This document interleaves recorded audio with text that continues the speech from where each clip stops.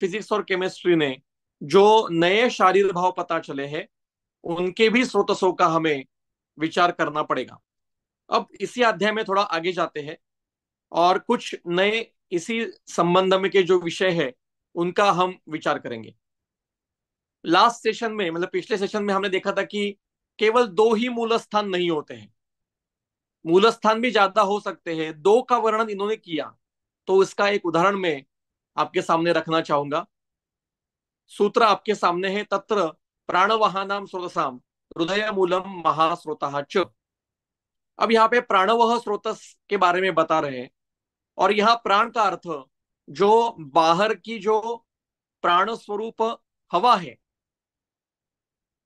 उसके जो परमाणु है वो बाहर से शरीर शरीर में अंदर प्रवेश करेंगे, शरीर में सूक्ष्माति सूक्ष्म स्थानों पर जाकर वो कार्य करेगी, और फिर वहां से जो दुष्ट भाव है वो साथ में लेकर बाहर निकल जाएगी। इसको भी प्राण कहते हैं। और जो पंचवायु है, इसमें जो प्राणवायु है उसका भी ये स्रोतस है, दोनों का है। ये दो अलग अलग है। पंचवायु ये शारीर के घटक हैं, मतलब प्राणोदान समान व्यान अपान। ये अभी विस्तार का, मेरा अभी का व्याख्यान का विषय नहीं है, लेकिन जिनको भी इंटरेस्ट है तो मेरा यूट्यूब पे जो वायु के ऊपर जो व्याख्यान है वो आप बाद में सुन लीजिए।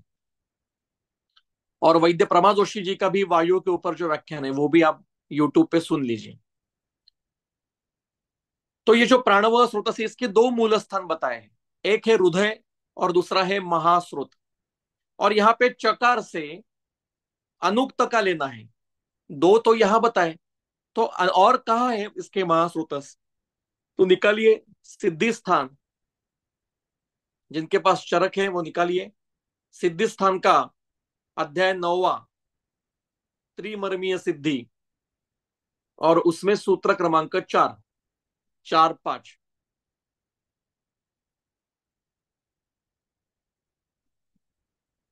जिनके पास नहीं है वो सामने देखिए, मिल गया सूत्र। इसमें पहले हृदय दशधमन्य प्राणापानो मनो बुद्धि चेतना महाभूतानी च नाभि इव अमरा प्रतिष्ठितानी। मतलब हृदय शब्द से क्या क्या लेना है? तो दशधमनी, प्राण अपान, मतलब श्वासोच्छवास, यहाँ प्राण अपान का अर्थ श्वासोच्छवास है, करने वाली सिस्टम। मन, बुद्धि, चेतना, महाभूत, ये सारे हृदय में आएंगे। मतलब ये भी अनुक्त में मूल स्थान में आएंगे, क्योंकि वहां हृदय शब्द है। हृदय का अर्थ केवल हार्ट नहीं, ये सारे। अब आगे का वाक्य भी महत्व का है। शिरसी इंद्रियाणी इंद्रिय प्राण वाहानी च स्रोतांसी। स्पष्ट संदर्भ है कि प्राण व स्रोतस कहाँ है? शिर प्रदेश में है, वो भी उसका मूल स्थान है। मतलब यहाँ पे उसके अन्य अनुक्त, प्राणवह के अन्य अनुक्त स्रोतसों का विवेचन यहाँ पे किया गया है। तो इसका अर्थ केवल दो ही मूल स्थान नहीं है, दो के इन्होंने बताए, बाकी का हमें अध्ययन करना पड़ता है। तो अभी बाकी सभी बता रहे हैं।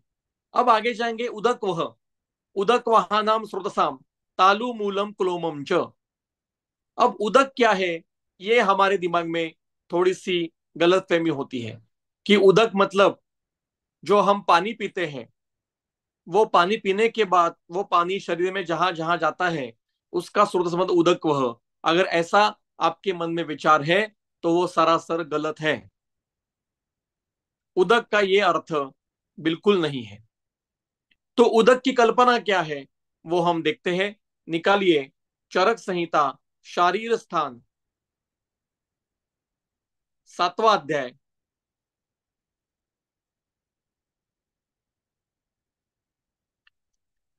तो यहाँ पे उदक की कल्पना है, दश उदकस्य अंजलयः शरीरे स्वेन अंजलि प्रमाणेन। तो उदक में क्या क्या आएगा? यत्तु प्रच्यवमानम पुरीशम अनुबध्नाति अति योगेन तथा रुधिरम मूत्रम अन्यावश्य शरीर धातु। जो शरीर से प्रच्यवमान होकर, पुरुष से अनुबंध होकर अति योग से बाहर निकलता है, उसको उदक कहा जाता है। मतलब अतिसार की कल्पना यहाँ पे बताई है। और अतिसार में जो संप्राप्ति है कि धातो धातो प्रसिंचति, हर धातु से जल भाग बाहर निकलता है और मूत्र से बाहर निकल जाता है, पुरुष के साथ बाहर निकलता है। तो वो जो जाता है द्रव भाग, उसको भी उदक कहेंगे। तथा मूत्रम रुधिरम अन्यांश शरीर धातुन, मूत्र रुधिर और अन्य शरीर भावों में से जो द्रव भाग होता है उसको भी उदक कहेंगे। यत्तु सर्व शरीर चरम बाह्यात्वक विभर्ती, जो सर्व शरीर में घूमकर बाह्य त्वचा को प्रकाशित करता है, जिसको क्लेद कहा जाता है, वो भी उदक में आता है। यत्तु त्वगंतरे व्रणगतम लसिका शब्दम लभते, जब व्रण होता है तो व्रण के अंदर जो बुदबुदाकार पानी दिखाई देता है उसको लसिका कहते हैं, वो भी उदक है।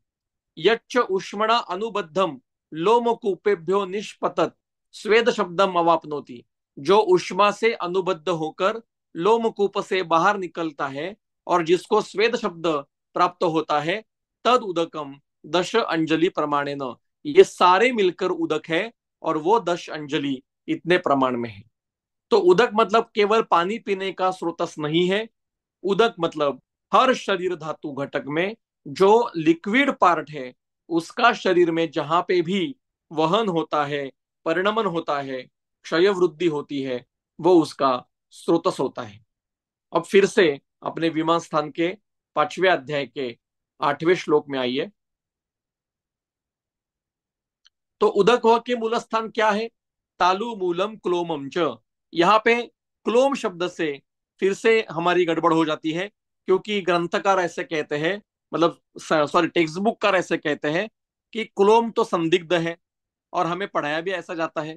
लेकिन एक शारीर भावों के अध्ययन के लिए एक ग्रंथ आप रेफर कीजिए, उसका नाम है पारिषद्यम शारीरम। और ये पारिषद्यम शारीरम वैद्यनाथ प्रकाशन से प्रकाशित हुआ है और उससे तरफ से मिलता भी है। और इसमें 90 शारीर भावों का वर्णन उन्होंने किया है, उसमें क्लोम का भी विवेचन किया है। और ये ग्रंथ किसी एक व्यक्ति ने नहीं लिखा है, तो 150 लोगों ने मिलकर लिखा है। मतलब 1923 में फैजाबाद में अयोध्या के पास 150 से भी ज्यादा वैद्यगण इकट्ठे बैठे उस समय के, और इन्होंने 90 शारीर भावों का ग्रंथ से संदर्भ निकालकर, आज की तरह गूगल से संदर्भ नहीं निकाल देते, ग्रंथ लेकर बैठकर उन्होंने निश्चय किया है। तो क्लोम का अर्थ उन्होंने पैनक्रियाज ऐसा लिया है और वही सही लगता है हर जगह से। तो तालु उदक वहां का मूल स्थान वो है। ऐसे अन्य सारे स्रोतों के बारे में श्लोक है, वो डिटेल में मैं जाऊंगा नहीं, क्योंकि ये आप सबको ग्रंथ कॉलेज में पढ़ाया गया है। यहाँ पे उनके मूल स्थान बताया है, दुष्टि लक्षण बताया है। अब केवल जो विशेष है वही मैं आपको बताना चाहूंगा। हेलो, क्या क्या क्या?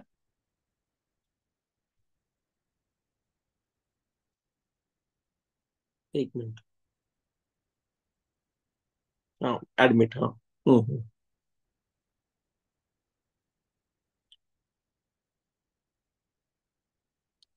तो अब आपके सामने स्रोतसों के दृष्टि के स्थान हेतु भी है और लक्षण भी है, उसमें चलेंगे अगले श्लोक में। हाँ, अब देखिए 9 नंबर का श्लोक है, ये भी हमारे लिए बहुत महत्व का है। क्या कहते हैं?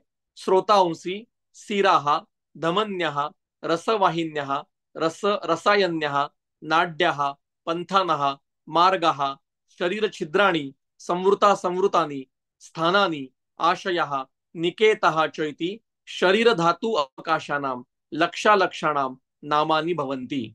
मतलब जहां पे भी सिरा धमनी रसायनी रसवाहिनी नाड़ी पंथ आशय स्थान निकेत, ये सारे स्रोत ये एक दूसरे के पर्याय है, ये शरीर धातुओं के अवकाश है। और अलग अलग जगह पे अलग अलग प्रकार का उनका कार्य होता है, लेकिन वास्तविकता में ये सारे स्रोतस ही है। तेषां प्रकोपात स्थानस्था चैव मार्गाश्च शरीर धातवा प्रकोप आपद्यते। अगर स्रोतस विकृत हो गए, ये देखो टीका में दिया है चक्रपाणि ने, स्रोतसाम व्यवहारार्थम पर्यायान आह। स्रोतसों के व्यवहार के पर्याय है ये। मतलब सभी ये स्रोतस ही है, रसायनी, रसवाहिनी, नाड़ी, पंथ, मार्ग, पर ये स्रोतस के ही पर्याय है। अब जब सॉरी स्रोतस विकृत होता है, प्रकोपित होता है, तो स्थानस्थ और मार्गग शरीर धातु प्रकोप, स्थानस्थ मतलब वहां पे रहकर काम कर रहे हैं, और मार्गग मतलब वहन हो रहे हैं, ऐसे शरीर धातु भी विकृत होते हैं। और इतरेशम प्रकोपात इतराणी, ये शब्द महत्व का है कि एक स्रोतस विकृत हो गया तो उससे आगे का स्रोतस दुष्ट होता है, या उससे जो नजदीक का स्रोतस है वो विकृत होता है। जैसे रसव विकृत हो गया तो उसके कारण रक्तव विकृत होगा, प्राणव विकृत होगा, मांसव होगा, मज्जाव होगा, शुक्र, कोई भी नजदीक का जो है वो विकृत हो जाएगा। और धातु अगर विकृत हो गया तो दूसरे धातु को वो विकृत करता है। आगे बता देखो, श्रोतांसी श्रोतांसी एव धातवः धातुनेव प्रदूषयन्ति प्रदुष्टाः। एक स्रोतस दूसरे स्रोतस को विकृत करता है, और एक धातु दूसरे धातु को प्रदुष्ट करता है। लेकिन उनको दुष्ट करने वाले कौन है? तेषाम सर्वेशम एव वात पित्त श्लेष्मण प्रदुष्टा दूषयतारो, दोष ही इन सबको दुष्ट करने वाले होंगे। अब इसके आगे हर एक स्रोतस के दुष्टि के हेतु बता रहे हैं। अब इसमें कुछ विशेष शब्द है, उसके ऊपर हमें विचार करना पड़ेगा। अंबुवाहिनी जो बताया है, औष्ण्यात, आमात, भयात, पानात, अति शुष्कान्न सेवनात, तो यह पानात शब्द है और इसके आगे अति शब्द है। तो पानाद अति ऐसा भी उसका कर सकते हैं। और किसका पान? एक तो मद्यपान या किसी भी जलपान, अति मात्रा में जलपान से भी अंबु वह स्रोतस, उदक वह स्रोतस दुष्ट होता है। आगे अन्न वह में अहितस्य च भोजनात् अकाले च भोजनात्, ऐसा है, अति मात्र सच। अब अकाल मतलब क्या है? तो भूख लगने से पहले खाना या भूख लगने के बाद खाना, ये दोनों अकाल है। या भूख नहीं लगी है तब खाना ही नहीं, या सॉरी, भूख नहीं लगी है तब भी खाना, या चौथा भूख लगने पर भी नहीं खाना, ये सारे अकाल है।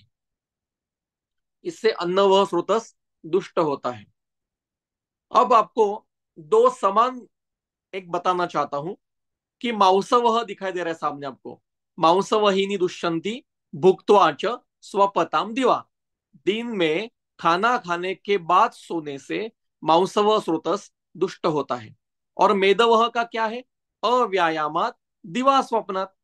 अब भुक्त्वा च स्वपताम दिवा और दिवा स्वप्न क्या फर्क है? हाँ, फर्क है। दिवा स्वप का अर्थ सूर्योदय से सूर्यास्त में कभी भी सोना। सुबह 8 बजे तक सो रहे, सूर्योदय 6 बजे है और हमारा उदय 8 बजे हो रहा है, तो 2 घंटे का दिवा स्वाप होता है, उससे मेदो वह दुष्ट होता है। लेकिन दिन में खाना खाने के बाद कभी भी सोना, इससे मांस वह दुष्ट होता है। दोनों में थोड़ा थोड़ा फर्क है। बाकी तो सारी हेतु अनेक प्रकार के मिलते हैं। शुक्र वह की दृष्टि में अकाल योनि गमनात् निग्रहात अति मैथुनात्, तो टीकाकारों ने अकाल योनि गमन की जो भेद किया है वो ऐसा किया है कि अकाल योनि गमन और अयोनि गमन दोनों दिया है। मतलब जहां पे हर्ष नहीं है ऐसे समय में मैथुन करना। जैसे शरीर विक्रय करने वाले व्यक्ति होते हैं, स्त्री हो या पुरुष हो, तो उनको हर्ष नहीं है, अंदर से हर्ष नहीं है, केवल व्यवसाय करने के लिए वो शरीर विक्रय करते हैं, तो वो अकाल योनि गमन होता है। और दूसरा अयोनि गमन, मतलब गुद मैथुन, मुख मैथुन, पशु मैथुन, ऐसे जो विकृतियां दिखाई देती है बाहर परकीय राष्ट्रों में ज्यादा दिखाई देती है, ये अयोनि गमन है। तो ये सारे शुक्रवह के दुष्टि के हेतु हैं। बाकी सभी आसान ही है, स्रोतसों के सामान्य है। इसके और भी दुष्टि के हेतु हो सकते हैं। आहारश्च विहारश्च यहाँ स्यात् दोष गुण ही समहा धातु भी विगुणश्चापि स्रोतसांस प्रदूषक। तो ऐसा आहार और ऐसा विहार जो दोषों के समान गुण का है, मतलब वो दोषों को वृद्ध करेगा, और धातु के विगुण है। विगुण का अर्थ यहाँ विपरीत गुण का नहीं है, धातुओं को दुष्ट करने वाला ऐसा है। चक्रपाणी क्या कहते हैं, पढ़िए कि धातु भी विगुण इति धातु विरोधक स्वभाव न तो धातु विपरीत गुणे विगुण। दिवा स्वप्न मेद्यादयो ही मेधसा समान गुण एव मेदो दूषका भवंती। मतलब दिवा स्वप्न मेद्य आहार विहार ये मेद के समान गुण के हैं, फिर भी मेदों को दुष्ट करते हैं। उसी प्रकार से धातु विगुण का अर्थ धातु को दुष्ट करने वाले, ऐसा अर्थ लेना चाहिए। ये सभी स्रोतस के सामान्य प्रदूषक दुष्टि हेतु है। अब आपके सामने जो श्लोक है, मैं आपको होमवर्क देता हूं कि इसका अर्थ कैसे लगाना है वो देखो। अति प्रवृत्ति ही संगो वा सीराणाम ग्रंथयोपि वा विमार्ग गमनम चापी स्रोतसाम दुष्टि लक्षणम। अब यहाँ पे दुष्टि लक्षणम बताया है। अगर 4 दुष्टि लक्षण होते तो दुष्टि लक्षणानी ऐसा बहुवचन किया जाता। मैं आपके सामने विषय रख रहा हूं, आप इसके ऊपर विचार करिए। मतलब दुष्टि लक्षणम ये एक वचन डिसेक्शन जब हम करते हैं तो डिसेक्शन में ये क्यों नहीं दिखाई देता? तो स्वधातु समवर्णानी वृत्त स्थूलानी अणुनी च स्रोतांसी दीर्घाणी आकृत्या प्रतान सदृशानी च। तो जिस धातु का वो स्रोतस है वो धातु के ही समान वर्ण का होगा, इसलिए वो अलग दिखाई देता नहीं है, लेकिन वो होता है क्योंकि धातु उससे ही बहता है।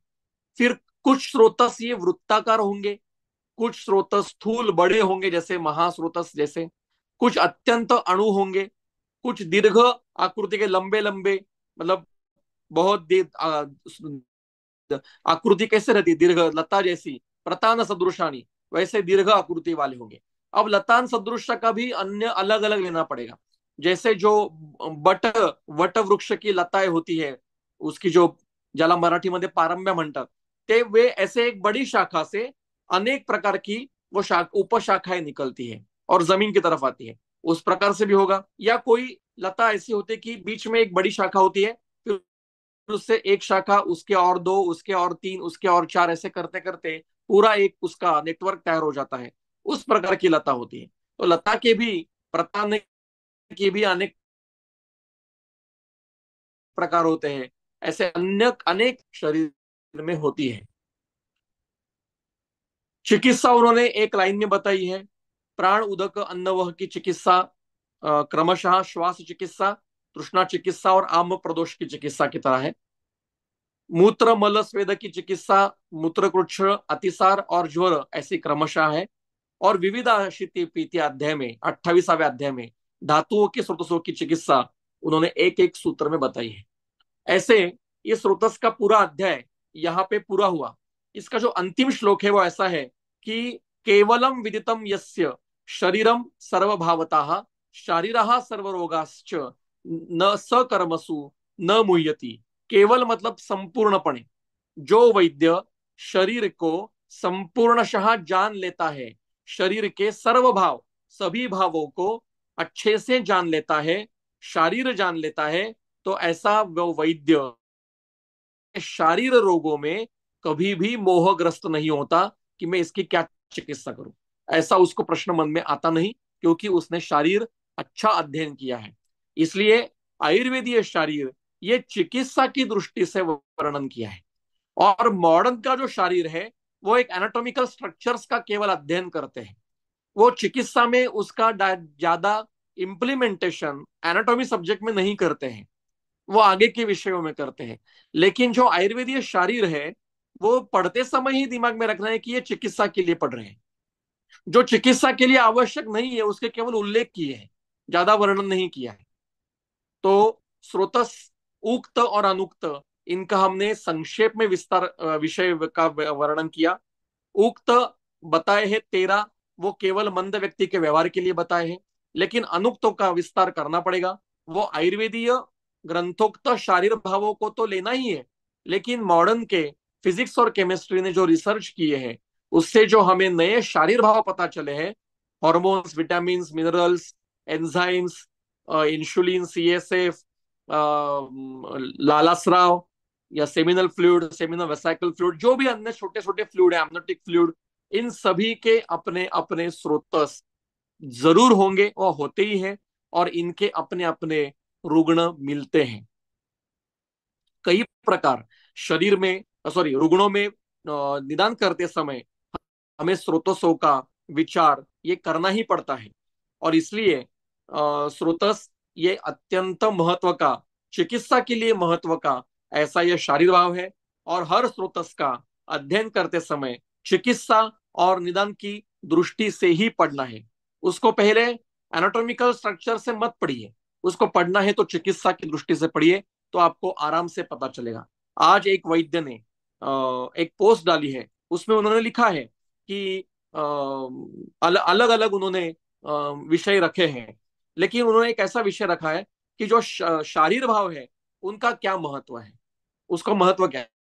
तो वो चिकित्सा की दृष्टि से ही पढ़ना पड़ेगा हमें, बिना चिकित्सा की दृष्टि से वो वर्णन किया ही नहीं है। और इसलिए बिना चिकित्सा दृष्टि चिकित्सक की ही होनी चाहिए शारीर का अध्ययन करने के लिए। तो यहाँ पे मैं मेरा मंतव्य का रखता हूं। एक विषय उन्होंने पोस्ट में ऐसा भी रखा है कि उदर का परीक्षण ग्रंथ में दिया ही नहीं है। ऐसा नहीं है, उदर परीक्षण बहुत अच्छे से ग्रंथ में दिया है, गुलमादि अध्यायों में वो हमें मिलता है।